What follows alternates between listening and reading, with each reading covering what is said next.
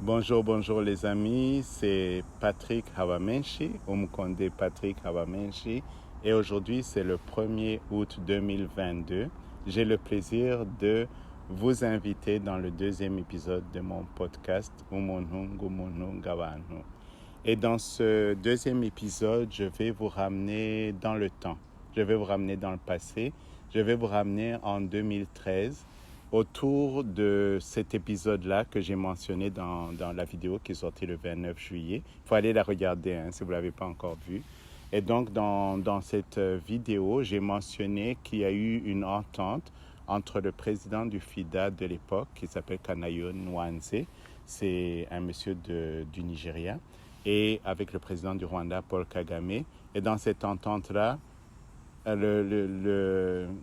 les deux présidents se sont entendus que je n'allais pas avoir le poste auquel j'ai postulé. Donc en 2013, quand j'ai appris ce qui s'est passé, ça m'a complètement brisé. Ça m'a complètement brisé. Je ne m'y attendais pas. Et je vais vous expliquer pourquoi je ne m'y attendais pas. Que le Rwanda me poursuive, c'est pas une surprise pour moi. Même les insultes que j'ai eues sur Twitter ce week-end, c'est pas une surprise. Je sais que c'est comme ça que le système fonctionne. Et aux yeux de ceux qui sont les fanatiques du régime, je suis leur ennemi. Je ne sais pas pourquoi, mais c'est comme ça. Donc, du point de vue j'utilise le mot fanatique, des fanatiques du Rwanda, du régime du Rwanda, je n'attends pas autre chose d'eux. Parce que le fanatique ne raisonne pas en termes de compassion, d'humanité. C'est pas ça le fanatique. Le fanatique, c'est brutal, c'est mesquin, c'est détruire quelqu'un qui ne vous a rien fait, c'est casser une personne, casser son entourage, casser tout ce en quoi cette personne croit. C'est ça le fanatique. Et donc, le fanatisme des gens qui sont proches du régime, ça, c'est quelque chose que je vis avec depuis que j'étais au Rwanda et puis depuis que j'ai quitté.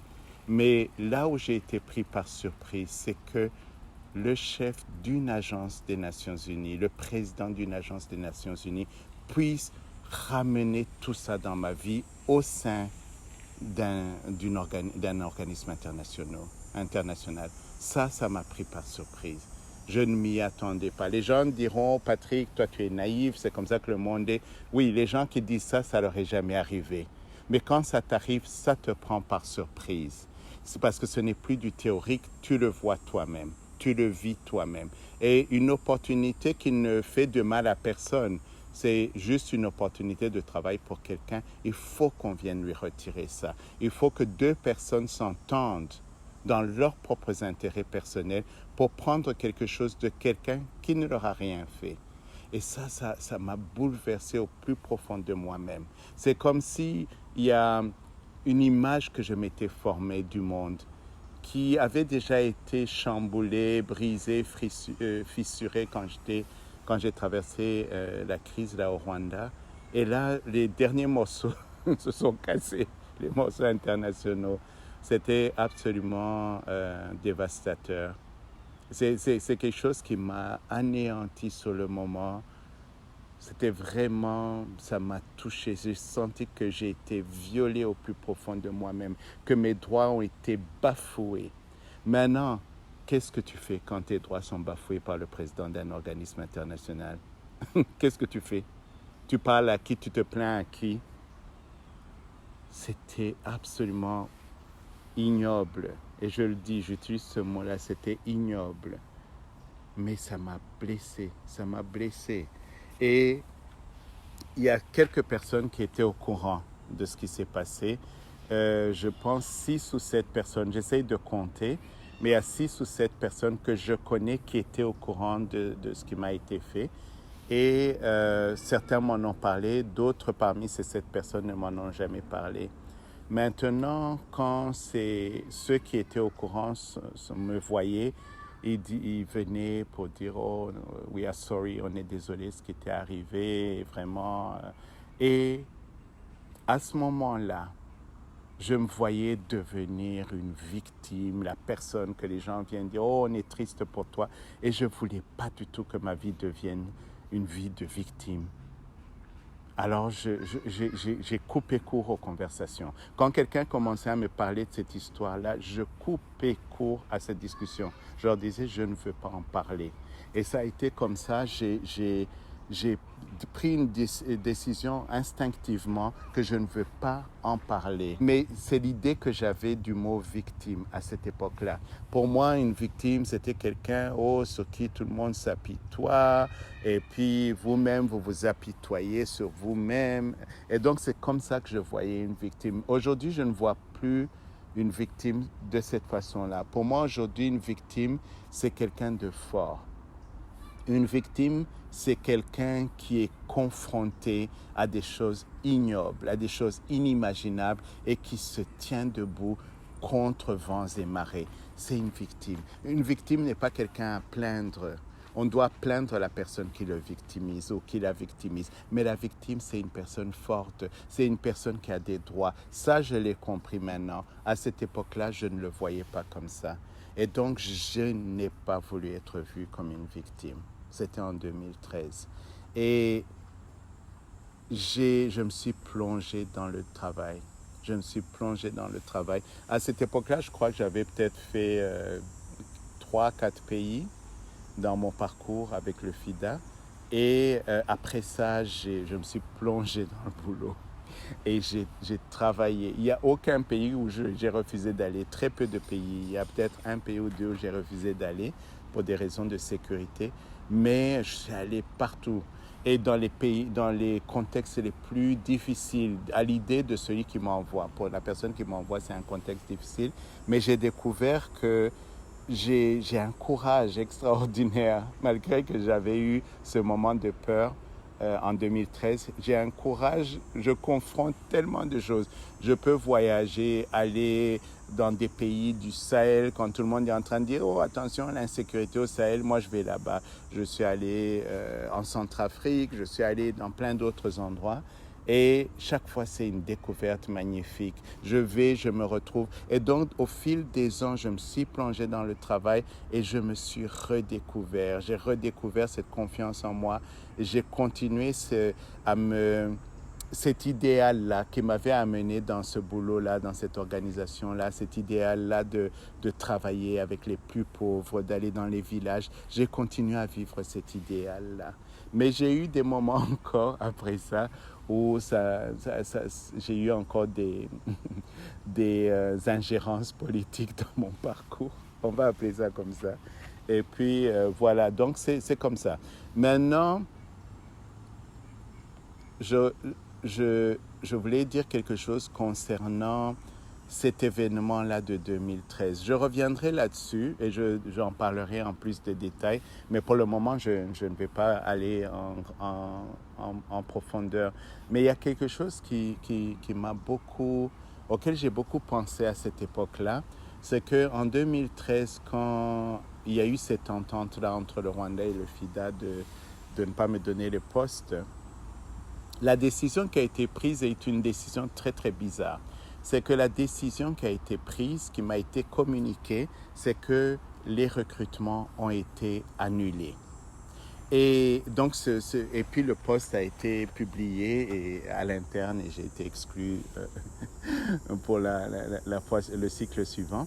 Mais à ce moment-là, ils ont annulé. Et je me suis toujours demandé, mais au fait, pourquoi ils n'ont pas tout simplement pris la deuxième personne ou la troisième personne? Il y a tellement de gens qui avaient postulé à ce poste-là, qui ont les qualifications. Si moi, je n'avais pas la qualification de la connexion politique, mais d'autres n'avaient pas ce problème-là. D'autres n'étaient même pas rwandais.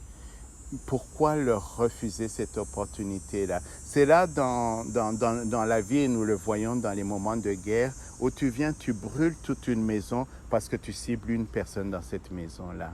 Mais ces autres personnes n'avaient rien fait. Et pendant des années, ce sont des amis, j'ai certains que je connais qui étaient qui avaient postulé, et ça m'a toujours pesé chaque fois que je les ai vus. Je me suis toujours dit, mais vous avez été sacrifiés parce qu'il y a des gens haineux contre moi. Ils vous ont sacrifié aussi. Mais je n'ai jamais trouvé les moyens de parler avec eux, de m'asseoir avec eux, de communiquer là-dessus. ça a été toujours quelque chose qui flottait au milieu de nous avec ces amis-là. Et s'ils écoutent ce podcast, vraiment, je suis désolé de ce qui s'est passé en 2013. Je suis sincèrement désolé, même si ce n'est pas moi qui l'ai fait, mais c'est votre proximité à ma personne qui a fait de vous également des victimes de ces événements-là de 2013. Mais c'est ça la politique. Quand la politique se mélange avec des rancœurs personnelles, c'est comme ça. Et donc, c'est un peu ça. Ce 2013-là, ce moment de désarroi, cette décision que je ne veux pas en parler, je ne veux plus en parler, et qui était basée sur le fait que je ne voulais pas être perçu comme une victime. Et les années sont passées et même moi, j'ai mis ça dans mon passé. 1 an est passé, 2 ans, 3 ans, 4 ans. Et puis en décembre 2020, on m'a proposé, en fait en septembre 2020, on m'a proposé d'aller gérer le bureau du FIDA au Nigeria. Et quand j'ai accepté cette responsabilité-là et j'ai déménagé au Nigeria en décembre 2020 à cause des formalités de visa, quand j'ai accepté, je n'ai pas pensé une seule seconde que c'était le pays de M. Kanayoni Wanze. Je n'y ai pas pensé une seule seconde et c'est arrivé au Nigeria que beaucoup de choses m'ont rappelé qu'en fait j'étais dans le pays de l'homme d'il y a 8 ans. Et la suite, vous la connaissez. Et donc, pour le moment, j'arrête le podcast ici. Et ce que je voudrais qu'on retienne de ce podcast d'aujourd'hui, c'est l'évolution que j'ai eue en matière de ma compréhension du mot victime. À l'époque, je voyais la victime comme quelqu'un sur laquelle on doit s'apitoyer. Aujourd'hui, je vois la victime comme une personne forte, une personne debout, une personne qui a des droits et dont les droits doivent être revendiqués et protégés. Et donc ça, c'est l'évolution que j'ai eue. Également, ce qu'on peut se rappeler de ce podcast d'aujourd'hui, c'est le fait que dans cet épisode-là, où j'étais ciblé en 2013, il y a eu d'autres victimes collatérales qui ont subi les contre-coups de cette rancœur que mon État avait contre moi et que quelqu'un qui est à la tête d'un organisme international a décidé de ramener cette rancœur-là dans ma vie pour ses propres intérêts personnels. Et donc, les victimes collatérales, c'est malheureusement quelque chose qui se passe très souvent. Il y a des victimes collatérales dans des épisodes comme ça qui viennent contre nous et je ne porte pas de responsabilité par rapport à ces victimes collatérales parce que une victime ne choisit pas d'être abusée, ne choisit pas qu'une injustice soit faite contre eux. Mais chaque fois que je pense à ces amis-là qui ont été les victimes collatérales de mon problème, je me sens le cœur très lourd parce qu'ils ne méritaient pas que leur vie soit déraillée, tout comme moi je ne le méritais pas. Mais bon, moi j'ai choisi de travailler avec Kagame avant, alors certains diront que je le méritais, mais eux ils n'ont jamais travaillé avec Kagame, alors ils ne méritaient surtout pas que leur vie soit déraillée comme ça.